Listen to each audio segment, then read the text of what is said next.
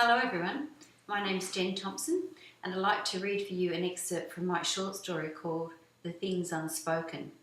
It seems a bit ironic to be speaking the things unspoken, but the idea for the story came from my years in Canada as a young stepmother, and many times that I thought I'd like to have a conversation with my children as they grew older to sort of explain some of the things that they'd been through and some of the choices that had been made that affected their lives. But as they got to adulthood, I realised that perhaps those things can only really be explored in fiction.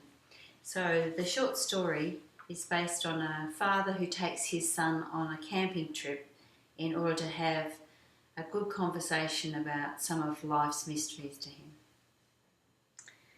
The Things Unspoken. By the time they reached the Quetico Visitors Centre, the boy was sleeping.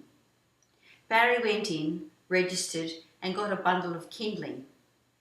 The boy's eyes were still closed when Barry started the truck and headed for the swimming beach. The sun was up over the row of tall white spruce. He parked in their shadow and tried to unload the canoe by himself. It was an old one from his childhood, made from cedar and heavy as a bear. Barry was in the foulest temper.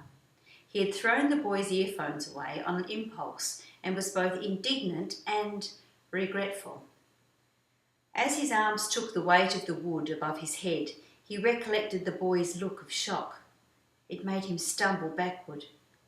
He landed on his duff with the canoe over him, thoroughly covered in shame. "You should have called me," the boy said angrily, lifting the weight from the other side. Barry was surprised at how strong the boy's lean arms were, but he didn't like being looked at like he was some old geezer about to have a heart attack. They carried the canoe down the trail to the water's edge and packed the camping gear into it. Barry left the beer in the truck. As confident as a voyageur, the boy pushed off and the canoe slid silently onto the green glass of French Lake. At the horizon, the lake and sky melded into one shade of blue, then split apart around a mirage of rock and pine. Far below, monstrous black fish fanned the rounded pebbles with their fins.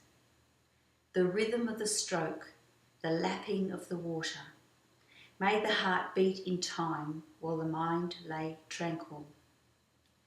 Seen from the shore, they could be father and son, youth and age, brothers, explorers. The ancient silent lake made no distinction, held no private history for the two of them. The boy took naturally to navigating between two separate entities, sky and water, Ontario and Minnesota, father and mother. The wake closed silently over their path. Thank you.